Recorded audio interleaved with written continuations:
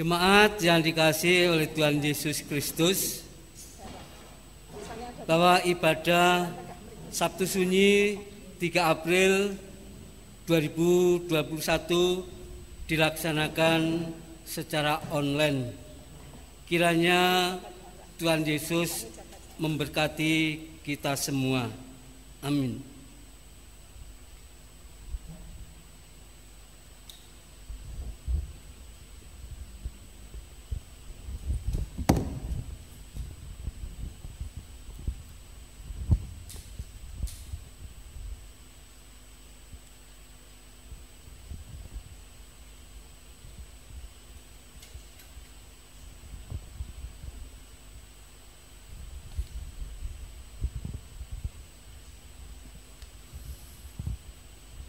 Jemaat yang dikasihi oleh Tuhan Yesus Kristus, marilah kita bangkit berdiri untuk mengawali ibadah Sabtu Sunyi saat ini.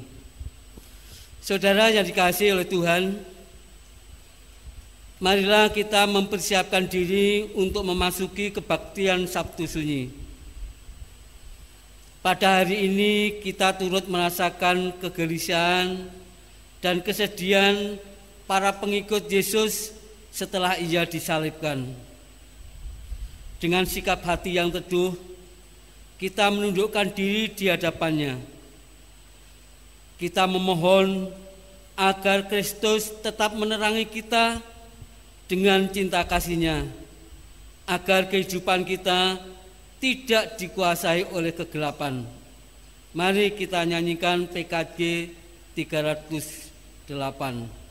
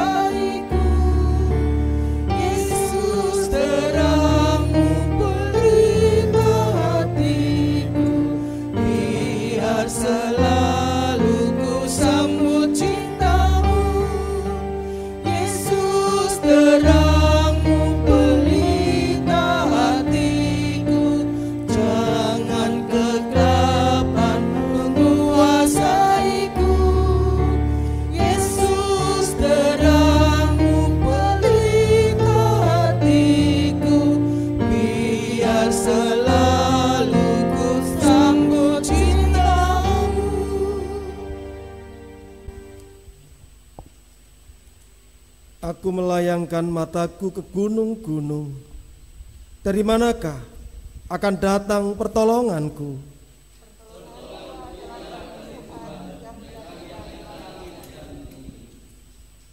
Ia takkan membiarkan kakimu goyah. Penjagamu tidak akan terlelap.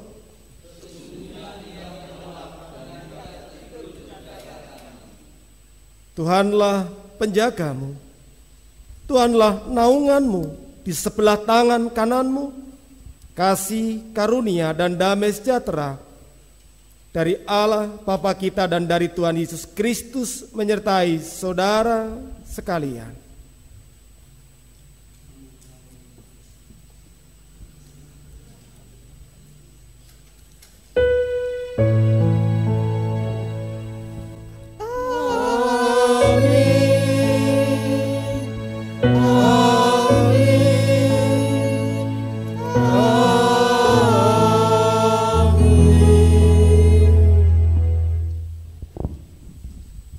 Ayub 14 ayat 1 sampai 6. Manusia yang lahir dari perempuan singkat umurnya dan penuh kegelisahan. Seperti bunga ia berkembang, lalu layu seperti bayang-bayang ia hilang lenyap dan tidak dapat bertahan. Masakan engkau menunjukkan pandanganmu kepada orang seperti itu dan menghadapkan kepadamu untuk diadili? Siapa dapat mendatangkan yang tahir dari yang najis? Seorang pun tidak. Jikalau hari-harinya sudah pasti dan jumlah bulannya sudah tentu padamu, dan batas-batasnya sudah kau tetapkan, sehingga tidak dapat dilangkainya, hendaklah kau alihkan pandanganmu daripadanya, agar ia beristirahat, sehingga ia seperti orang upahan dapat menikmati harinya.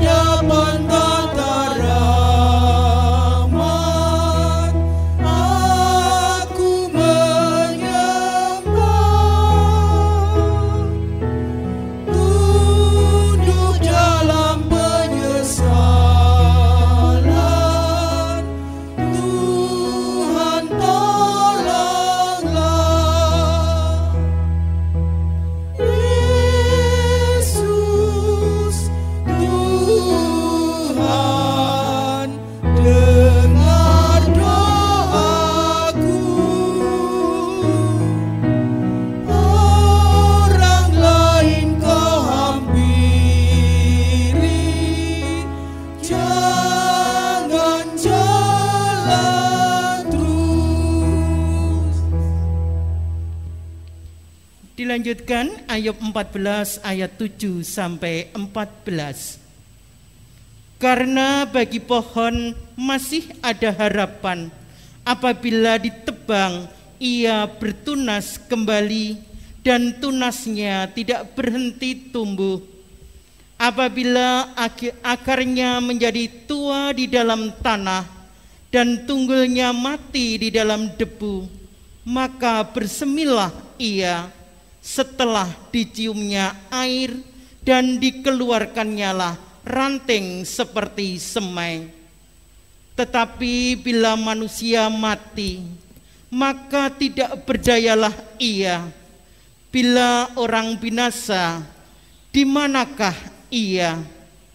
Seperti air menguap dari dalam tasik, dan sungai surut dan menjadi kering. Demikian juga manusia berbaring dan tidak bangkit lagi sampai langit hilang lenyap. Mereka tidak terjaga dan tidak bangun dari tidurnya. Ah, kiranya engkau menyembunyikan aku di dalam dunia orang mati. Melindungi aku sampai murkamu surut, dan menetapkan waktu bagiku, kemudian mengingat aku pula. Kalau manusia mati, dapatkah ia hidup lagi? Maka aku akan menaruh harap selama hari-hari pergumulanku, sampai tiba giliranku.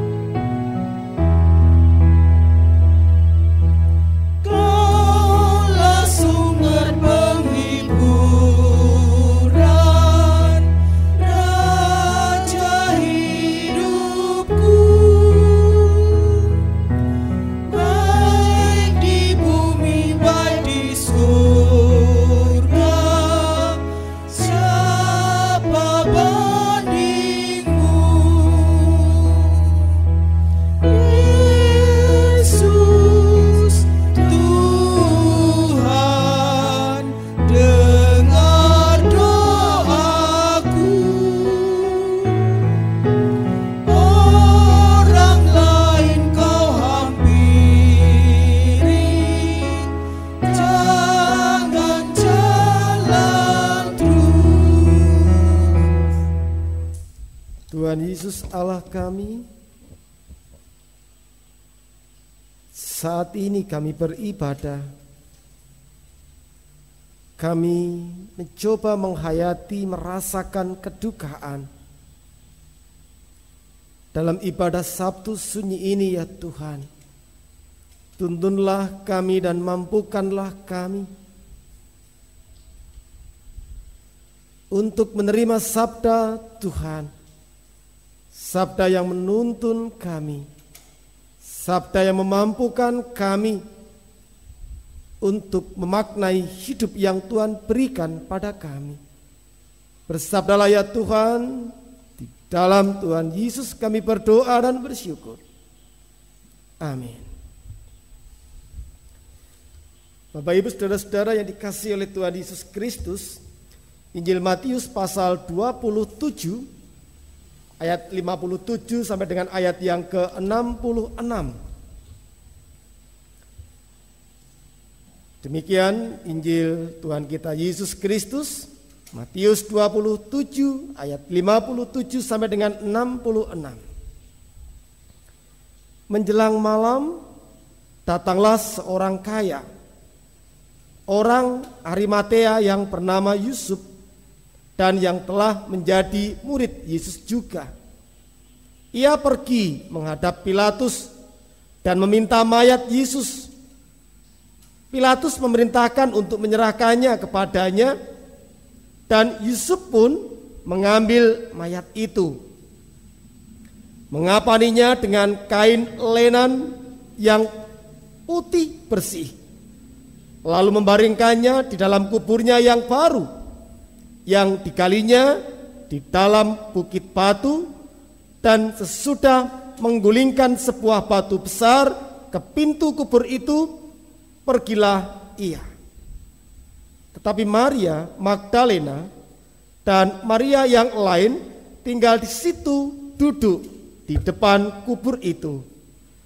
Keesokan harinya, yaitu sesudah hari persiapan, datanglah imam-imam kepala dan orang-orang Farisi bersama-sama menghadap Pilatus, dan mereka berkata, "Tuan, kami ingat bahwa si penyesat itu sewaktu hidupnya berkata, 'Sesudah 3 hari aku akan bangkit.' Karena itu perintahkanlah untuk menjaga kubur itu sampai hari yang ketiga.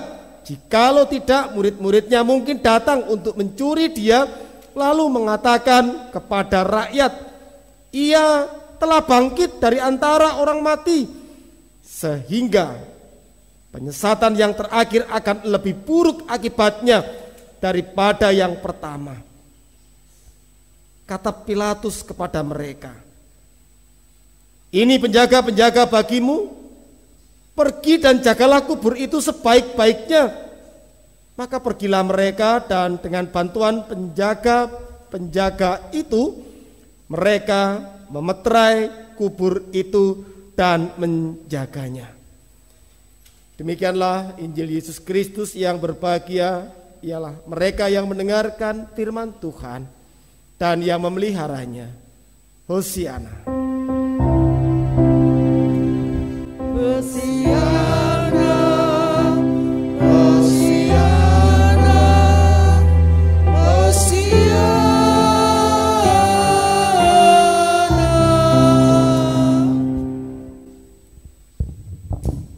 Bapak, Ibu, saudara-saudara yang dikasihi oleh Tuhan Yesus Kristus, biasanya di setiap kematian,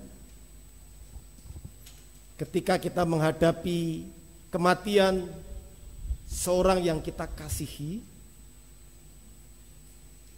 kita yang pertama-tama mesti kita akan merasakan kaget, shock. Lalu kemudian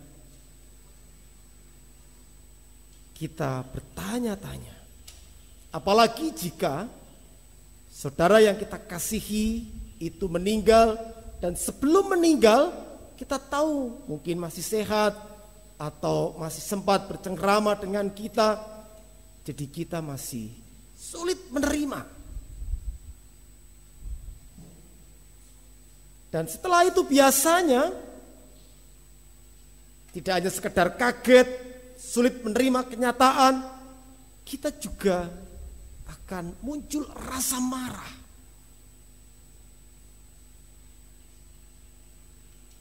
Sebuah rasa yang alamiah itu akan muncul di kehidupan kita ketika seorang yang kita kasihi itu meninggal, berpulang, dipanggil Tuhan. Dan kita bisa kemudian berlarut-larut dalam amarah dan dalam depresi, sampai kepada di titik di mana kita bisa menerima sebagai sebuah kenyataan bahwa saudara yang kita kasihi sudah meninggal.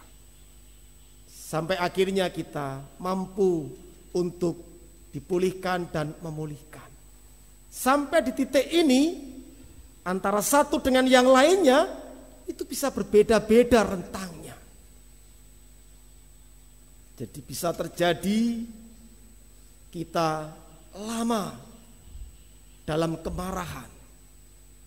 Entah itu memarahi diri sendiri karena merasa menyesal, belum bisa memberikan sesuatu yang terbaik, atau macam-macam. Ketika kita tidak mampu mengelola rasa marah ini, itu akan membuat kehidupan kita pun tersiksa. Begitu pula ketika kita masuk dalam sebuah depresi, biasanya ketika orang kehilangan itu pasti akan depresi. Depresi ini macam-macam bentuknya. Dia akan kemudian menyalahkan dirinya terus-menerus, mengurung diri. Dia tidak berani melihat lagi kenyataan dan melihat masa depannya. Dan situasi ini pun juga tidak bisa dikatakan sebulan akan selesai atau berapa waktu akan selesai. Satu dengan yang lainnya akan berbeda-beda. Kadang mungkin masih dalam beberapa tahun kita masih merasakan. Ketika mengingat saudara yang kita kasih itu sudah berpulang. Rasa sakit, rasa menyesal, rasa marah, rasa kecewa terhadap siapapun, terhadap banyak orang. Itu sebenarnya bertanda bahwa kita belum bisa menerima sebuah kenyataan. Dan itu sangat alamiah ketika kita menghadapi saudara yang kita kasihi, seseorang yang kita kasihi itu berpulang. Sebuah hal yang alamiah ketika kita shock, kaget, lalu kemudian seakan-akan tidak percaya dan marah. Dan ini yang bisa kita ikut rasakan ketika kita membaca Injil.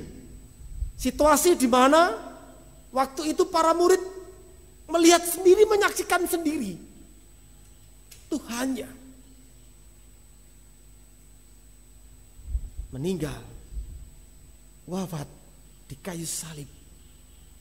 Mereka melihat sendiri kesengsaraan yang dialami oleh Tuhan Yesus. Jadi mungkin kalau saya mencoba menghayati shocknya mereka, kagetnya mereka, kesedihan mereka, itu pasti sangat-sangat dalam. Karena mereka sendiri melihat dan mereka tidak bisa apa-apa. Nah, kondisi seperti ini, padahal kalau dalam kondisi kita saja yang wajar ketika kita menghadapi kematian, kita saja sudah tidak bisa berpikir. Maka seringkali di setiap kematian kita selalu mendengar keluarga, saudara-saudara dekatnya pasti akan berkata, nyuwun tulung, borong semua prosesi, semua kebutuhan dan persiapan. Karena memang di situasi seperti itu kita kesulitan untuk berpikir, bernalar, dan juga mencoba untuk merencanakan sesuatu. Itu sangat-sangat alamiah. Itu kondisi kita. Kondisi ketika kita menghadapi seorang yang meninggal berpulang, dan kita kondisinya bahkan mungkin bisa memberikan sesuatu. Kondisi kita yang kehilangan saja sudah tidak bisa berpikir, apalagi ketika kita mencoba merasakan para murid yang mereka menyaksikan sendiri penderitaan Tuhan Yesus. Tentu kesedihan mereka sangat-sangat dalam. Dan juga dituliskan di beberapa Injil, bahkan mereka pun sampai tidak berani keluar rumah. Mereka menutup diri dalam sebuah ruangan. Ini yang terjadi. Seseorang akan kehilangan nalar. Seseorang akan kehilangan akal. Di saat mereka diperhadapkan dengan kematian seseorang yang dicintai atau dikasihinya. Nah, di situasi seperti itu, coba kita merenung, membayangkan. Lalu bagaimana dengan mayat Tuhan Yesus yang masih ada di kayu salib?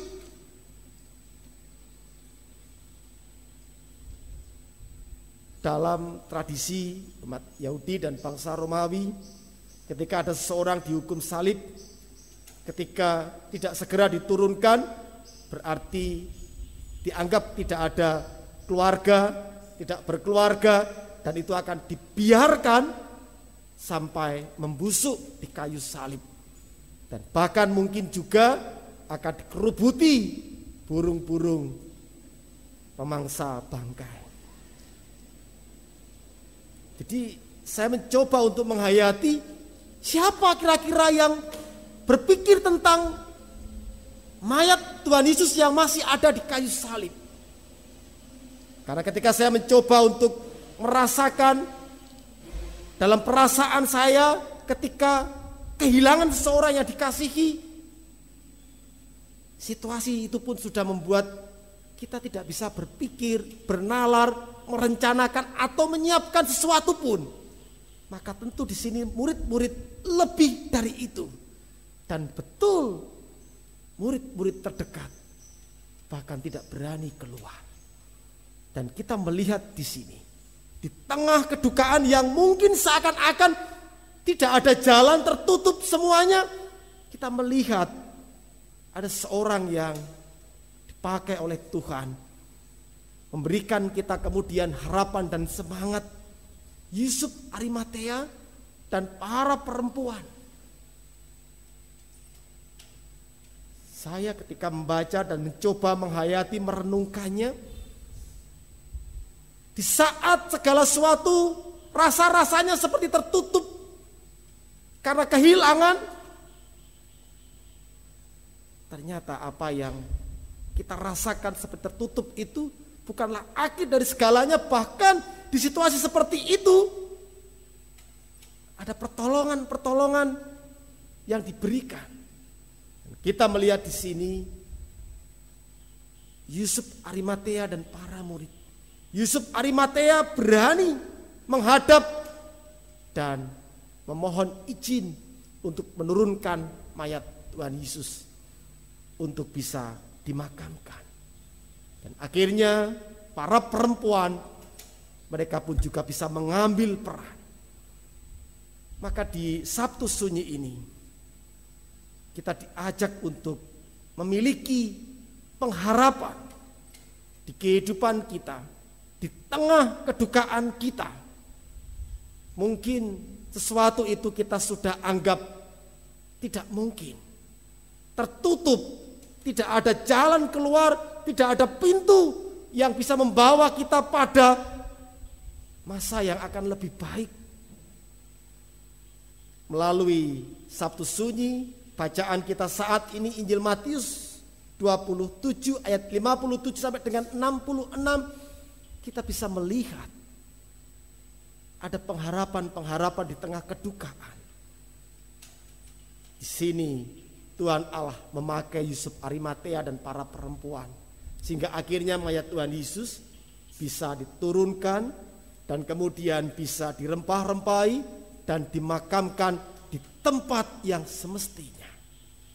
Tidak dibiarkan terus ada di tiang di kayu salib sampai membusuk mayatnya. Bapak Ibu saudara-saudara yang dikasihi oleh Tuhan Yesus Kristus, saya matur bahwa memang tidak mudah ketika kita berada dalam sebuah kedukaan.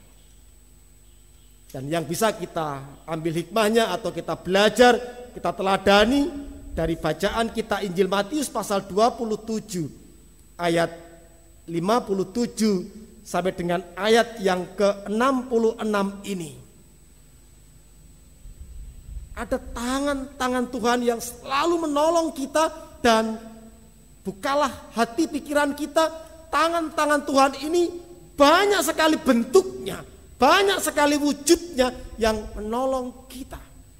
Di bacaan kita, di saat para murid, para laki-laki mengurung diri karena ketakutan, Yusuf Arimatea tampil dan juga diikuti para perempuan.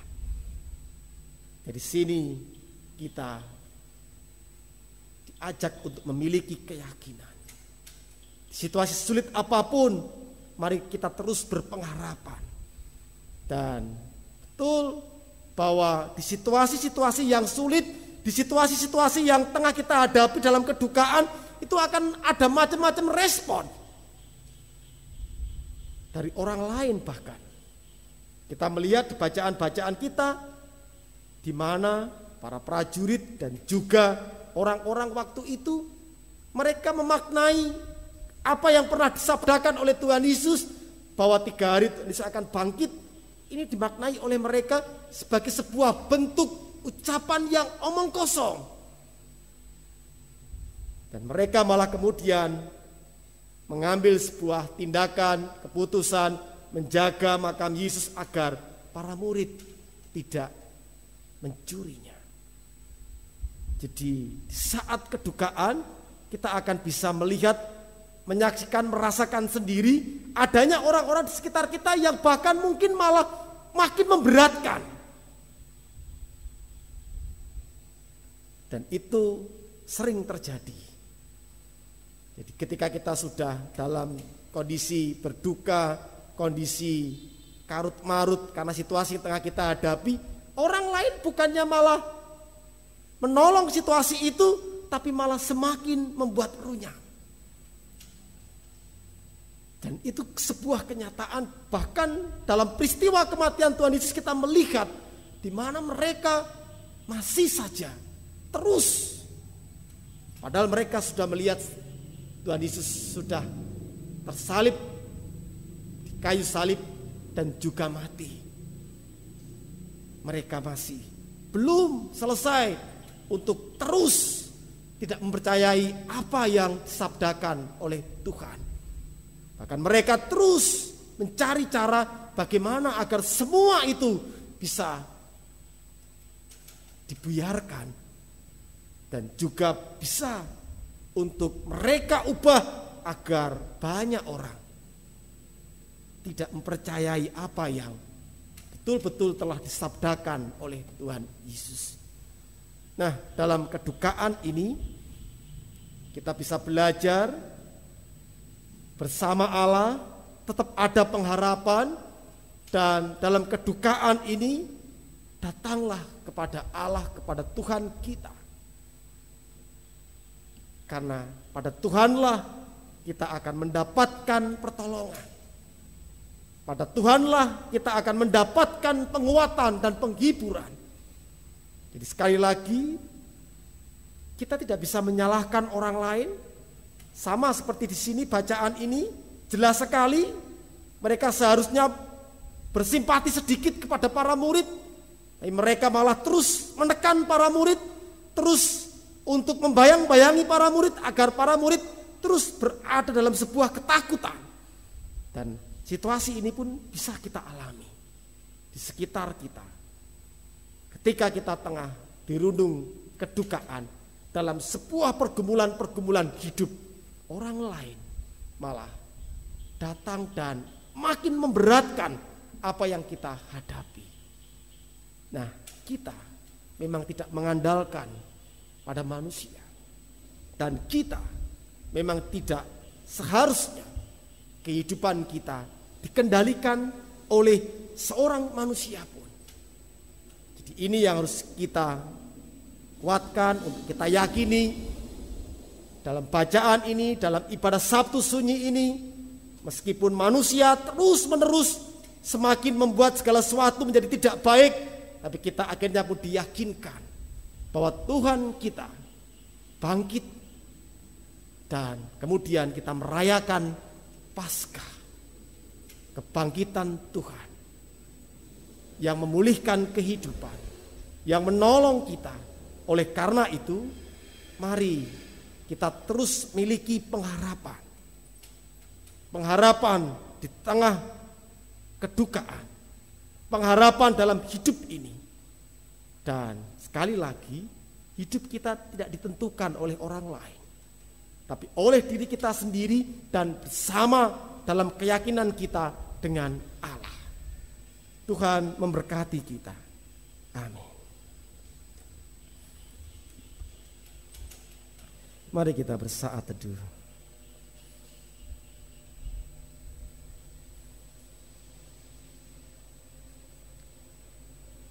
Kita naikkan doa syafaat kita bersahutan.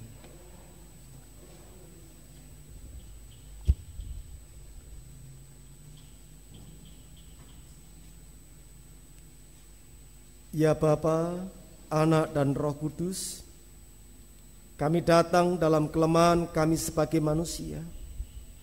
Kami datang memohon belas kasihan dan lawatan-Mu. Dengarkanlah seruan kami. Dalam Tuhan Yesus kami memohon. Dengarkanlah permohonan kami. Kami berdoa memohon pertolongan bagi saudara-saudara kami dalam kondisi sakit, lemah tubuh, ataupun dalam pemulihan. Kami berdoa bagi Bapak Suharjo Bawono, Bapak Ibu Nurdalijo, Bapak Yusuf, Ibu Erlina, Ibu Sri Purwani, Bapak Ibu Sarjono, Bapak Ibu Sularjo, anak kami Helen. Kiranya Tuhan berikan pemulihan kesehatannya. Dalam Yesus kami memohon. Dengarkanlah permohonan kami. Kami berdoa memohon lawatan Tuhan bagi gerejamu di sini, di gereja Karangdowo, GKJ Karangdowo ini. Dan kami juga berdoa untuk para pelayan Tuhan, Bapak Pendeta Raditya Wisnu Pratama yang telah berkenan menggembalakan jemaatmu di Karangdowo ini. Juga para pekerja di kantor gereja seperti Bapak Yonatan Triraharjo dan Bapak Yahya Hendarto. Kiranya Tuhan berkati dalam berpelayanan di kantor gerejamu. Juga kami berdoa untuk para koster di lingkup GKJ Karangdowo. Kiranya Tuhan berkati pula sehingga bisa mengerjakan setulus hati dalam pelayanan. Kami juga berdoa untuk semua penetua dan majelis-majelis yang lain dalam komisi-komisi diakonia dan panitia pangrimat. Kiranya Tuhan berkati sehingga mereka bisa menjalankan tugas masing-masing. Kami juga berdoa untuk jemaat-Mu di Karangdowo ini. Ya Tuhan, ajarkan kami menjadi tetap saling mendukung dan mengasihi. Biarkanlah langkah kami makin sederap untuk memuliakan Tuhan melalui gereja-Mu ini. Dalam Yesus kami memohon. Dengarkanlah permohonan kami. Kami berdoa memohon belas kasihan Tuhan untuk dunia ini, terlebih negara kami Indonesia. Kami memerlukan pemulihan daripada-Mu ya Allah. Bumi kami sedang menjerit. Ada begitu banyak penderitaan, kesusahan, ketidakadilan, dan kekerasan. Pandemi COVID-19 yang masih kami hadapi. Tragedi bom di Makassar, di depan gereja katedral yang merusak, merobek kebinekaan kami. Kami mohon lawatan Tuhan bagi kami semua, bagi para pemimpin negara kami, Bapak Presiden Joko Widodo, seluruh jajaran kabinet pemerintahan yang ada, hingga bahkan di tingkat RT. Juga kami semua, warga negara Indonesia, kiranya kami dimampukan di pandemi ini menjalani protokoler kesehatan bagi kebaikan kami semua. Mampukan ya Tuhan kami berpartisipasi melalui protokoler kesehatan ini.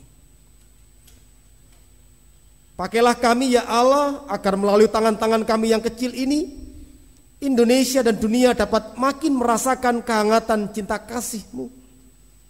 Dengarkanlah seruan kami, karena kami berdoa di dalam nama Kristus yang telah mengajar kami berdoa. Bapa kami yang di surga, dikuduskanlah nama-Mu, datanglah kerajaan-Mu, jadilah kehendak-Mu di bumi seperti di surga. Berikanlah kami pada hari ini makanan kami yang secukupnya, dan ampunilah kami akan kesalahan kami, seperti kami juga mengampuni orang yang bersalah kepada kami.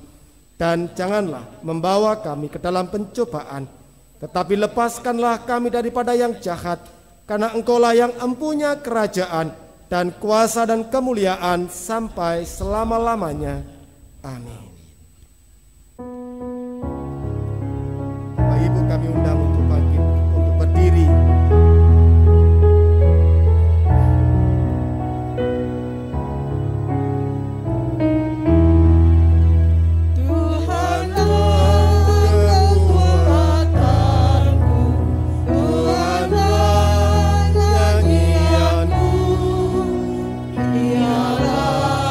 Kesehatanmu